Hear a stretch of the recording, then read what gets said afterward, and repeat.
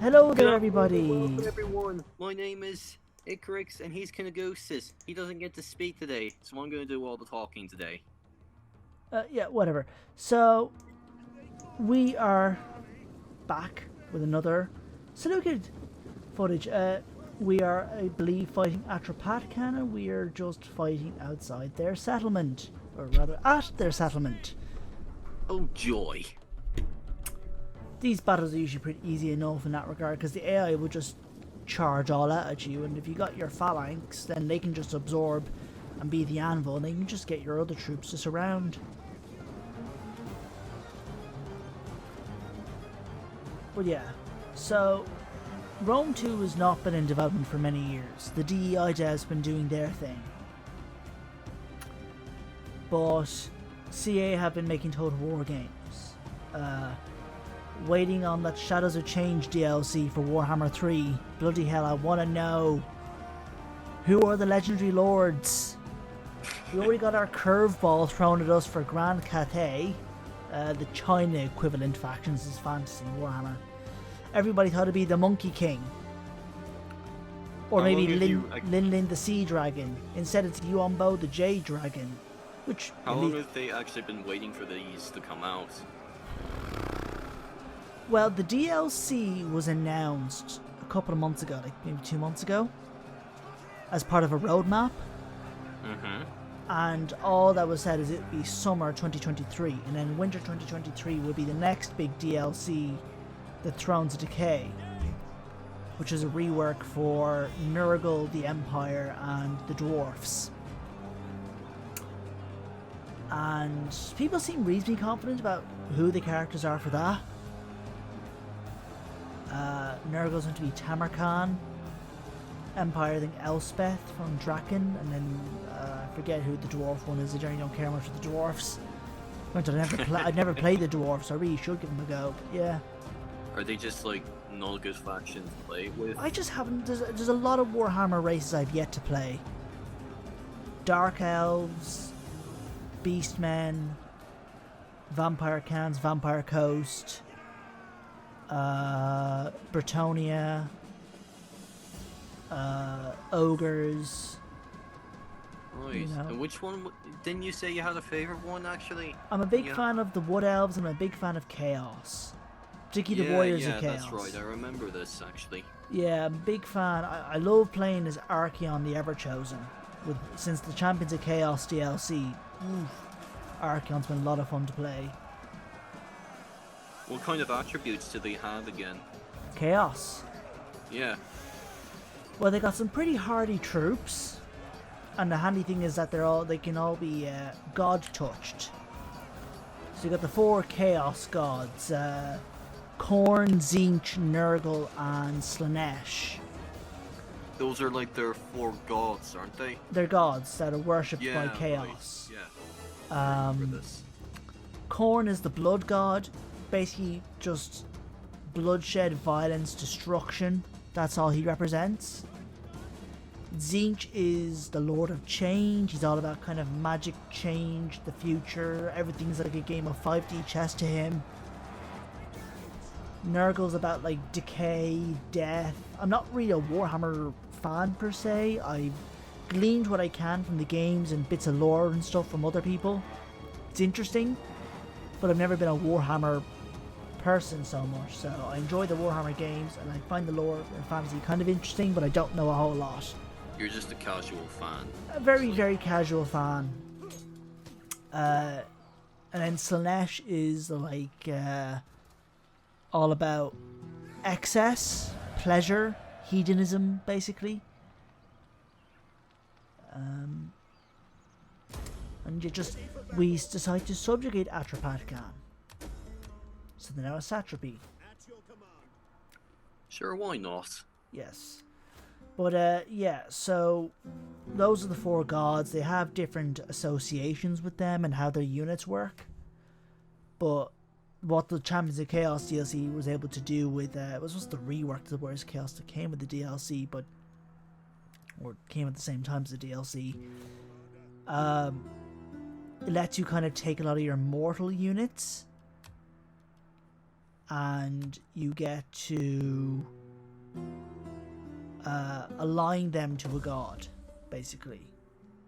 So you got, say, Chaos Warriors. You could either turn them into Chaos Warriors of Khorne, Tzeentch, Nurgle, or Slaanesh.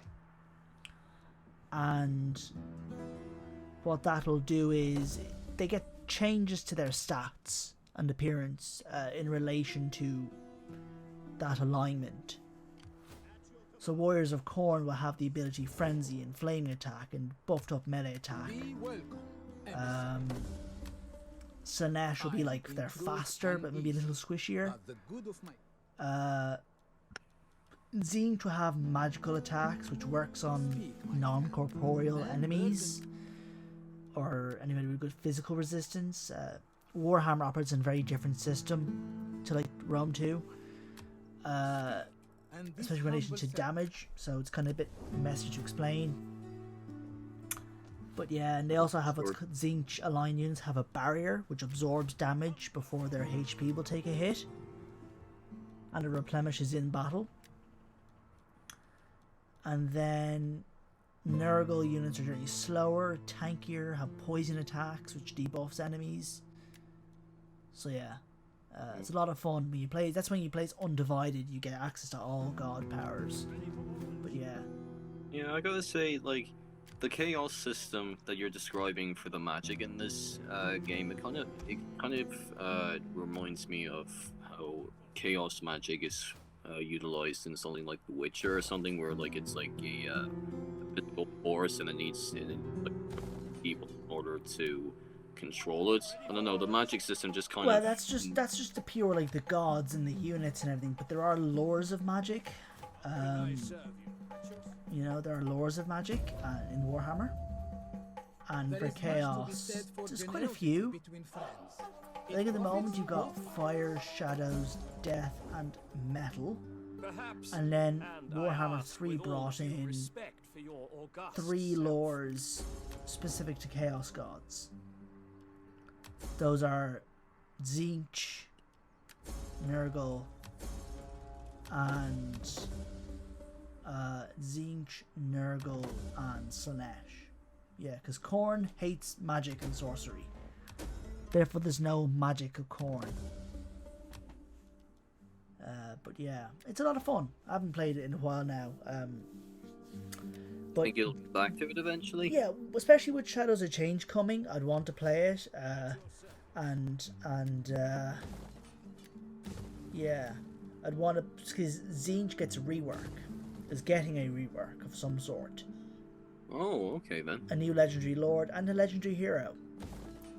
Who we know the legendary hero is Echold Hellbrass. He's a melee fighter for Tzeentch. Apparently wherever he traverses, life just blooms around him. So he's a god on Earth, basically. He's not a god. He's a mortal who's just been blessed by Tzeentch. But he's able to breathe life everywhere he goes. It's just wherever he like he walks, just life happens to flow around him. It's kind of a weird quirk, but it's just what he has. Don't think he can control it. It's just a thing that happens.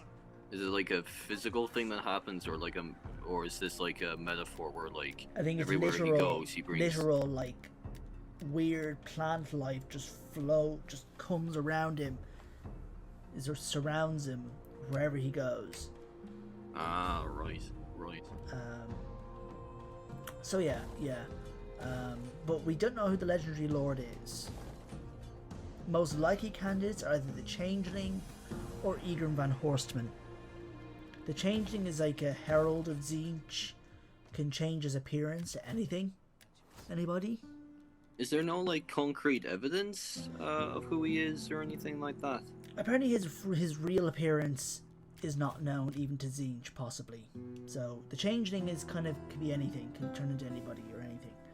And Egrim is kind of interesting enough, but the thing is that CA have not revealed yet who will be the legendary lord for Tzeentch. So fans are speculating based on the lore and various information given. Many thought it would be the Changeling combined with some connection to the Changeling and the Monkey King. So people think, oh, if it's Monkey King, it's going to be Changeling also for Siege, but that's now thrown into doubt because of the revelation of who Cathay, the legendary lord, is.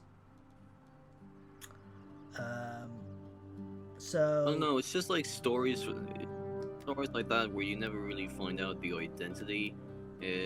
Well, I don't know. It kind of brings into question the possibility as to whether or not a person or a character like that even exists. I know it's written in the lore, but I don't know. It just seems a little bit sketchy to me. I don't know. It kind of makes you question. The Changeling has a form, has a general form that you can use as like a default, because I think there are models. Do we know Warhammer is basically a tabletop fantasy game. So you get all these little miniatures and you're place them on like a board, you know. So if they have like a general look to them, what do they look like? Like the way I've seen the Changeling look from what models I've seen, he's like almost a hooded, eerie figure.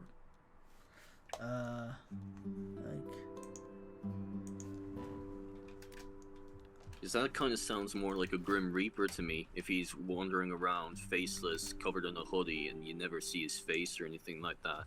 Like a Dark Monk or a Grim Reaper, or just like some... Well, the thing is, the whole thing with the Changeling is he's able to change his appearance. Okay, but yeah, because he's a changeling, he can change his appearance, basically. You know, yeah, he's got multiple arms, it seems. But, yeah. So, I'll show you a picture of the Changeling. To battle! On the move. Sending it to you now. I've sent it to you. Thanks. But anyways, looks like we've just defeated some forces outside Hayastan. Armenia. Names right. It's Armenia, basically. Ah. But yeah, so we have sold Mateshka, or whatever it's called, to Atropatkan. That's in what's basically Georgia. So that's kind of neat. Oh, I've always wanted to visit Georgia, although I hear it's brutal in the summer, like. I don't know. But yeah, so we are stabilizing the province of Mada, which we've just occupied from Atropatkan. So things are going pretty well. Yeah, Mada seems to be handling themselves alright. You see, what are we doing now? We're equipping ourselves with some Cerisas. Ancillaries, right. Yeah, just help our governors. Yeah, Ecbatana. I think we bought Ecbatana. We bought it from Partava. Now we're just organizing some games to help with public order.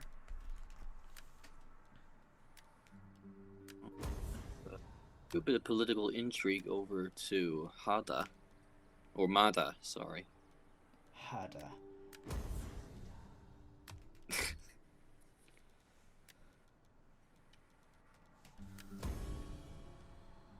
Oh. That's nice. A marriage. Let's hope it doesn't end in bloodshed.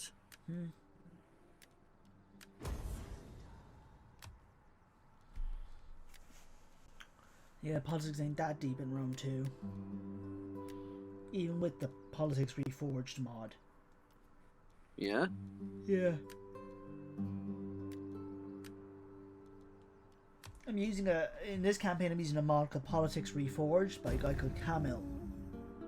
I will be honest. I seek coin as token. He's made a few mods that are connected for DEI. Like luxury. Diplomacy Reforged, which apparently you need to use a compatibility mod that I didn't realise until a bit later into this campaign. Don't think it was a big deal, but still. So yeah. Now researching catapractoi apparently. So we got tactical flexibility, now researching catapractoi.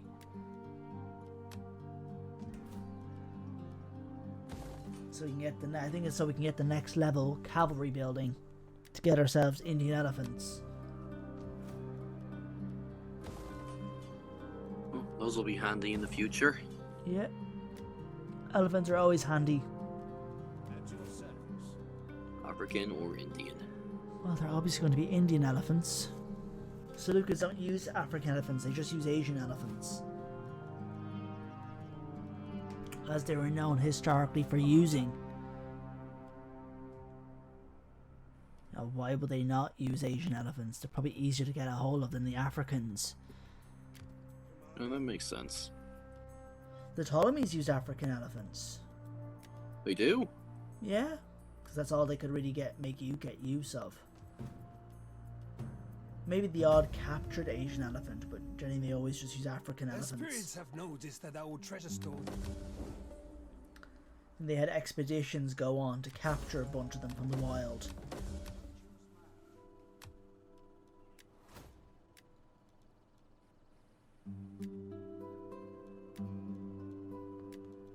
So our champions leveled up. At your command.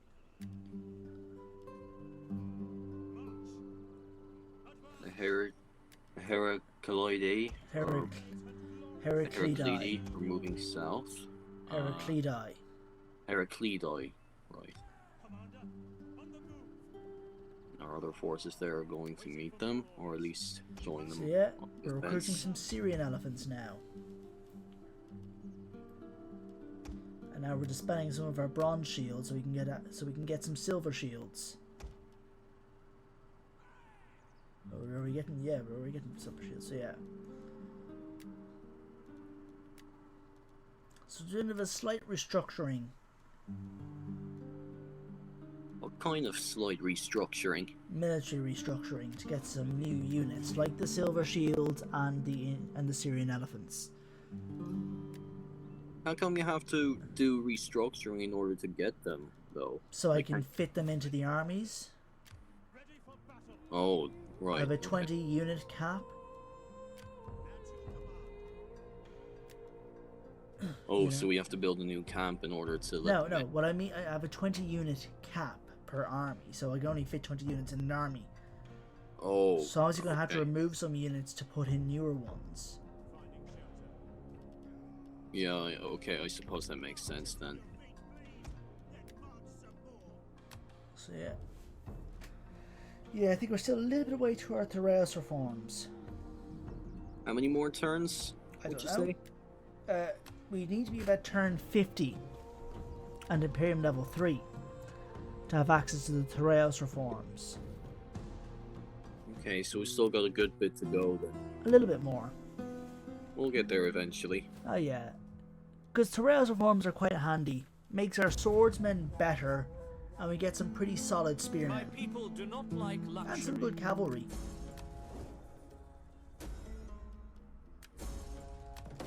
You know, I like using Roures. I've been using mainly the Gallo-Thracian Roures cavalry, which are very good. Well, I quite like using them. How good are they, exactly? Well, I guess it's probably a stretch to say they're very good, but they're pretty damn solid. They're pretty light, but they're pretty good. They're fast, nimble cavalry with pretty big shields, so they get good bonuses in melee and range resistance. They're light on their feet, basically. Well, again, they're horsemen. They're Would that lightly be armored cavalry with big oval shields. Commander, ready for orders. And they're a mix of Galatians and Thracians. So they're not Greeks. You have further orders? But yeah. No, because Greeks aren't welcome here. Of course Greeks are welcome. The Seleucids are Greeks. Oh, okay, never mind then. Jesus. Why else would they be using all these Greek-style pikemen and all these Greek-sounding names? Okay. You know, it's the whole fucking point here is that they're Greeks, Macedonian Greeks. You know, that ruled Syria. Like the Ptolemies were Greeks that ruled Egypt.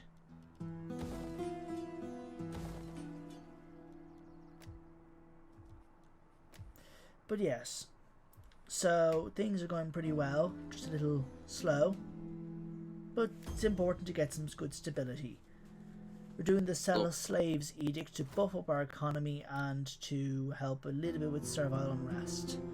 It's actually kind of a big problem for me, even now in this campaign.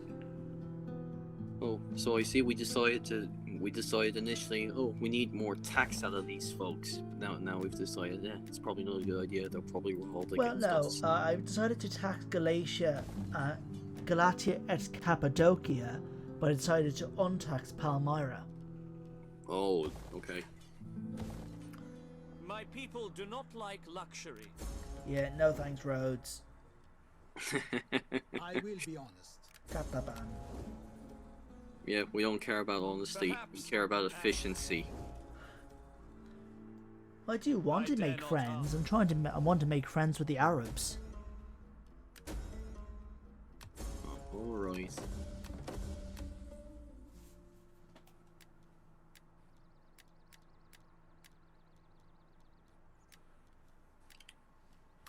So yeah, we got our aqueducts.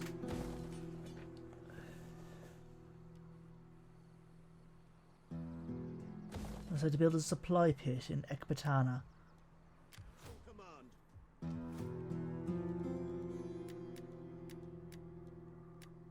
You know, we still have... It's good to know a few kids are being born now. Yes. Right center. Make haste, men. The might of Heracles. Soldiering. It's a good life. Yeah, until you're dead, in which case it's not life. It's a brief, short life, but whatever, to each his own. Yes. So you move an army towards Amasya.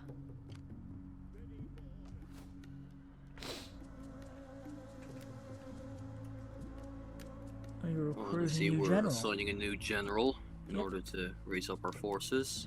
Yeah, and we gave him the Hetairoi bodyguard. The Hetairoi bodyguard, what are they like? The Hetairoi, or companions, were an elite cavalry regiment of the Seleucids. Are they a good force to have? Yeah. They're pretty solid. I prefer the Agama, but I'm trying to kind of balance it out a bit. So what would be your ideal balancing act? I guess the way I sort of do was to have one Agama general and then have a Hetairoi, or the other way around, one Hetairoi general and then an Agama. The Hetairoi are faster than the Agama, but not as, I guess, strong, kind of. So the Agama have They're a little slower, but kind of maybe a little bit better stats. But like, whatever. I suppose they also just like the game a lot because in thorax reforms they basically become cataphracts, which is always great to have. That's not for Aegis. My honorable master would have me talk. And Mario wants non-aggression.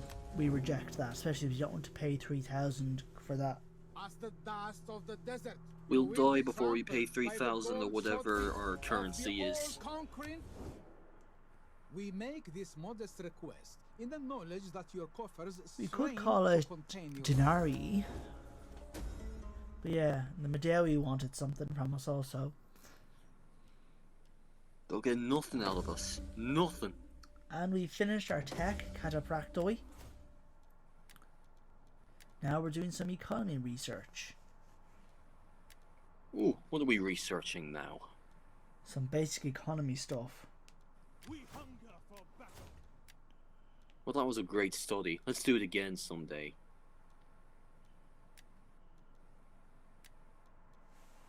And the music has completely cut out on us. Yeah, that's a bug. It happens. Yeah. Especially as I am using a mod for the music. What's the mod? Rome 1 music. Oh. So okay the then. soundtrack is not Rome 2 soundtrack. It's Rome 1's. Yeah. Which I've never played. Why not? Because it's old. But does it not have at least a few decent tunes in there? That's why I'm using the mod for it. I know. I'm just saying that, like... Basically this, okay, so Rome 1 is an old game. Even for me, like, I have a hard time, though I never did much investment, but kind of struggle with some of the older Total War games. Trying to get into them. Like, Rome 1, it's kind of aged, and dated. And just outdated game mechanics and just in general kind of graphics and just all. It's a little hard for me to get into because it's so kind of old. With the old and with the new. Sort of. It's just a case of it's old for me in that sense because I never really grew up with Total War games. Rome 2 is my first. And I haven't really played anything older than, I suppose, Shogun extensively. Shogun 2, which came just before Rome 2. I've dabbled a bit in Napoleon and Empire, but not much. So I just kind of struggle to get into some of these things. But yes, so we now have our Syrian War beginning. Now we had a war with the Ptolemies before, but I like to call this one, I suppose I like to see this as officially the start of our Syrian Wars. I dare not ask much for my people. Because historically that region that Perhaps, is and I ask, Ptolemy controlled is known as Coele Syria and was often fought over between the Seleucids and Ptolemies. I see.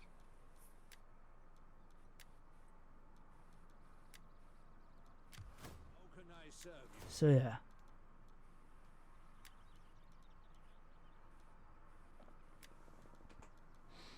It's going pretty well.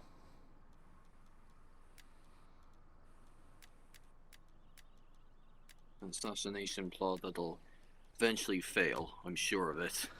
Oh yeah, it will, especially when we hire bodyguards, which is often, well, I suppose I default to that because that's just the easiest option. It's the one that, like, politically you get like maybe a couple of supporters. You know, I'm genuinely curious as to how the reason as to why so many of these assassination plots fail. Because, like, well, I know there are a recurring pattern in the game and everything, but I'm genuinely curious as to why everyone keeps failing them. I think the whole thing is, though, at least for the most part in Rome 2 Politics, I don't think they ever really succeed in killing your characters. I suppose what they do is you've got like 3 different options with their own sets of consequences. You can either jail the suspect, promote them, or just hire bodyguards. I think jailing them might probably damage their political standing a bit, weaken their faction, but might cause loyalty problems. If you promote them, it's probably the opposite. And then hiring bodyguards improves loyalty and yeah, it's just kind of whatever. But anyways, so we are fighting against the Ptolemies. Oh joy. Right, who do we have here now? A bunch of, I think, Mesopotamian archers, our bronze and silver shields. Silver shields deployed to the right. Our phalanx ready to deploy. We have our Galatian spearmen. Behind them are Uzonoi. That's our, I think that's the Agama over there. We have our Galatians. We have Syrian elephants also.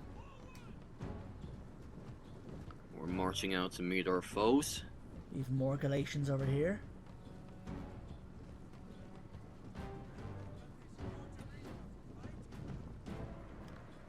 And even more Galatians. With our There's melee- Galatians here, Galatians there. There's Galatians everywhere. Oh yeah, Galatians are really good. I like using them. And here we have the Syrian elephants. I see a cut there. So yeah, if I were right, this session, this particular replay was a composite of 2 different recordings. Yes, so what Kunagusis did was like he wasn't initially happy with how the first replay went down, so he recorded the second one to see if anything was better. And I took a look at them and basically found that there was actually more up close and personal action in this replay than the other one. So I basically decided to mix and splice together a few of them towards the 2 of them towards the beginning, and then for the rest of the way forward I decided to keep the original battle replay because I genuinely thought it was pretty good actually. So Alright. more action to follow in this. Yeah. And you'll see in a few you guys will see in a few seconds regardless. So yeah. Yeah. So we see the Ptolemaic forces. We have their Thracians, their Thracian cleric folksmen, as they're called. Their Thracian clerics, their Galatian mercenary spearmen, and their cleric pikemen. And with that we're off. Yeah, we deploy our archers.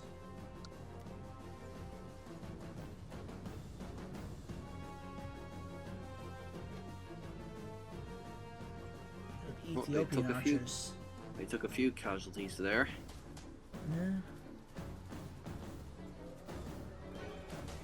I'm noticing that you can actually see the arrows being fired into the air. Is Yeah. like in our previous campaign you could barely make them out. Well, you Oh, see, I it's because didn't we know didn't use archers very much. The previous campaign was as Carthage. I did not use archers very much. I mostly used slingers. I know, but what I'm saying is like you couldn't really make out what like even with that knowledge, you still really couldn't make out what was being thrown into the air. In fairness, Based one on- other thing is that arrows were changed a bit. Now, it's a bit buggy still, but the texture of arrows was changed in this update. Anyway, so the enemy cavalry is engaged around. It's their Thracian cavalry versus our own cavalry. And infantry, so yeah. But their infantry is starting to engage, and we're gonna have our pikes fighting each other. Yeah, their Galatians are fighting our Galatians. Galatian on Galatian action. As it happens, we got mercenaries. You know, they're the same people. They're gonna be fighting each other. That's sad. They should be on the same side. Well, they're fighting for coin. It always comes down to coin, doesn't it? Money destroys everything.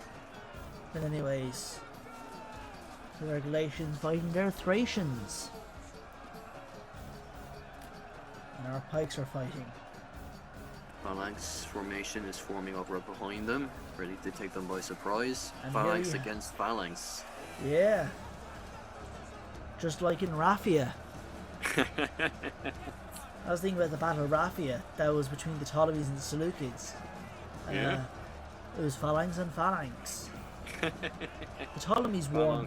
Phalanx on phalanx action. The Ptolemies won that battle. Their phalanx had more men. Sure, the more the merrier. They even did one thing that was pretty desperate. Train Egyptians into the phalanx. And did it work?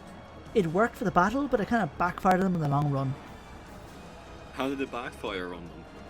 Rebellions. God, that's unfortunate.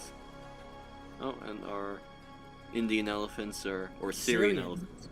Syrian elephants are making their way slowly up the hill, taking their sweet ass time getting Well, there. the archers are firing their arrows. So you see, on our right flank, we've broken the enemy infantry. Yeah, okay, alright. And yeah, so the Ptolemaic phalanx is losing.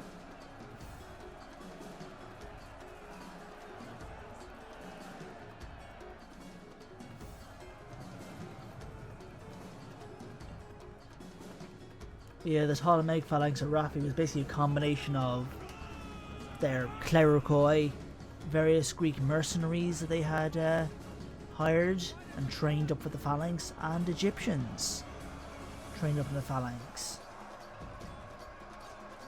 Sounds like a good enough combination. Yeah, I think Antiochus probably had to train up additional mercenaries to his phalanx, but still wasn't enough. Plus that, and the fact that he did go off and chase after some fleeing Ptolemaic cavalry, abandoning his troops, basically. The guy had interesting priorities, to say that much. Yeah, there might have been some reasonable strategic reasons for it. It just ended up not working out for him in the end of the battle. I don't know, that kind of thinking sounds impulsive. if you really Perhaps, think but he about it. was quite young, in his early 20s at the time. I know, but I And mean, he like, had, like, just come off defeating a rebellion. yeah. So with that, I mean, like, in your 20s, if you come off a huge rebellion like that, that kind of thinking sounds more like arrogance and Well, he probably was overconfidence more than anything else. probably a little bit overconfident, and I also believe he I think the thing was, he hoped that maybe his phalanx could have held long enough to have succeeded in doing whatever he was trying to do. Maybe it was take out Ptolemy, thinking Ptolemy was amongst the cavalry that he was chasing, or maybe hit the enemy baggage camp. I'm not sure, I don't remember exactly. But there might have been some reasonable factors for why he went to do that, but it just didn't work out in the case of this battle. Because it No, meant what his he should've- phalanx eventually broke. No, what he should have done is plan for this ahead of time. He should have sent someone out there, if he was able to, at the very least. I grant you that. But if he was able to, at the very least, he should have been able to get someone out there to do some reconnaissance and make sure that that was actually the case. Probably a lot easier said than done. I know, that's what I'm saying. Like, if it was even at all possible, you know, I think he should have at least still tried to plan ahead. Don't you think? But anyways, he lost the battle and that Syrian war, but I think because of various instability problems in Egypt at the time, I think he got off quite lightly, Antiochus did. And afterwards he went on an eastern expedition, or an Anabasis, and ended up later being called Antiochus the Great. He's one lucky son of a bitch. Other than that. And he would end up, I think, kicking Ptolemaic arse in another Syrian war. Like I said, the damn lucky man he is. Oh yeah, and then he faced his downfall. The Roman Republic. Of course he did. Fought two battles against them, Thermopylae and Magnesia, lost both, and kind of the beginning of the slow decline of the Seleucids. But anyways, we are chasing down the Ptolemaic stragglers. Yes, we're picking off the last of the pickings. Yes. They're running for the hills, scared shitless out of their minds. For a very good reason, I might add. We're chasing them down relentlessly, not stopping for a single second.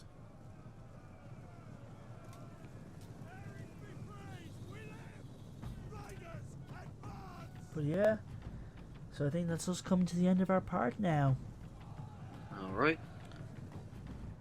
Well, dear viewers, on behalf of us, me, Icarus, and Kinagosis, we'd like to thank you once again for joining us in this beautiful session.